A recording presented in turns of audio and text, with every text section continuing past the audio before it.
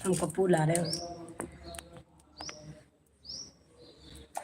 तो हम जल्दी से नीचे से लाते हैं कपूर, क्योंकि वो जल नहीं पा रही है इसीलिए। और हम जल्दी से हवन कर लेते हैं। हवन करने के बाद हम करेंगे जल्दी से कथा।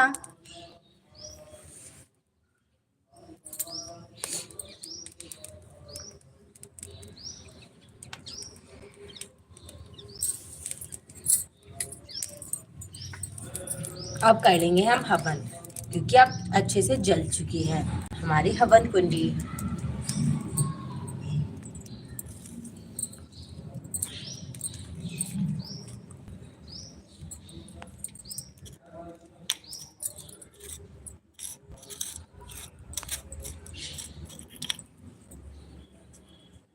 तो हमने यहाँ पे थोड़ी सा ही हवन निकाला है जितना हमें करना है। और हवन में आहुतियाँ दी जाती हैं 3, 5, 7, 11। तो आप लोग जितना करना चाहें उतना ही हवन निकाल लें।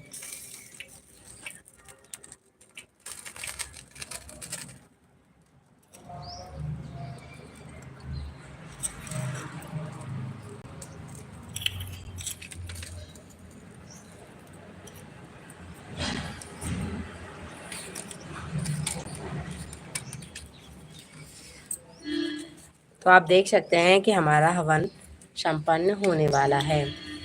फिर हम करेंगे यहीं पर पोथी।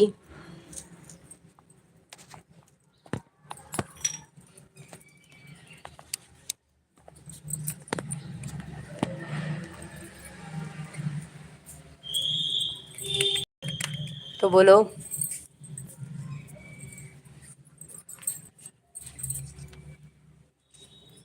तो बोलो विष्णु भगवान की जय।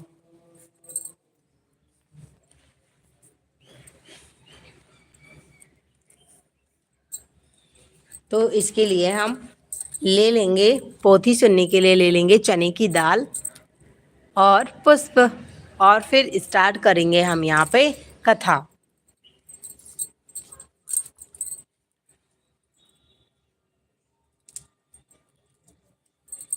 तो हमने यहाँ पे ले लिया है पुष्प और ले लिए हैं गुड़ और मुनक्का और चने की दाल। अब हम करते हैं कहानी को स्टार्ट। तो बोलो बृहस्पति भगवान की जय।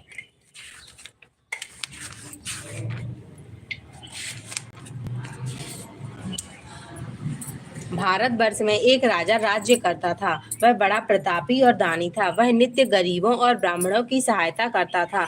यह बात उसकी रानी को अच्छी नहीं लगती थी। वह ना ही गरीबों को दान देती, ना ही भगवान का पूजन करती थी, और राजा को भी दान देने से मना किया करती थी।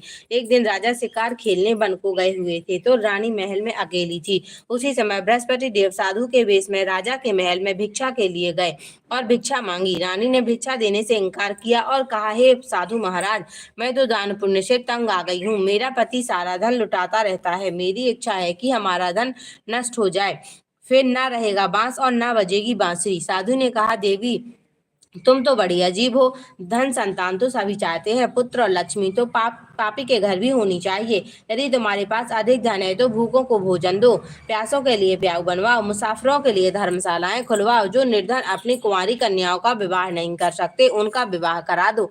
ऐसे कोई और कई काम हैं जिनके करने से तुम्हारा यश लोक परलोक में फैलेगा। परंतु रानी पर उपदेश का कोई प्रभाव न पड़ा। वह बोली, महाराज आप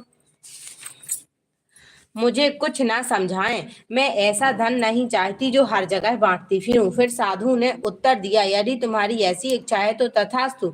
तुम ऐसा करना कि बृहस्पतिवार को घर लीपकर पीली मिट्टी से अपना सिर धोकर स्नान करना, भट्टी चढ़ाकर कपड़े धोना। ऐसा करने से आपका सारा धन नष्ट हो जाएगा। इतना कहकर वह साधु महाराज वहां से अंतर्ध्यान हो गया।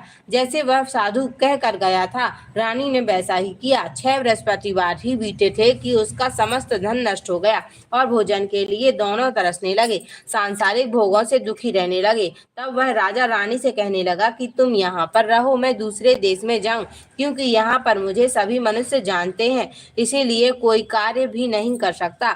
देश चोरी परदेश भीख बराबर है। ऐसा कहकर राजा परदेश चला गया। वहां जंगल को जाता और लकड़ी काट कर लाता और शहर में बेचता। इस तरह जीवन व्यतीत करने लगा। एक दिन दुखी होकर जंगल में एक पेड़ के नीचे निश्चित रूप से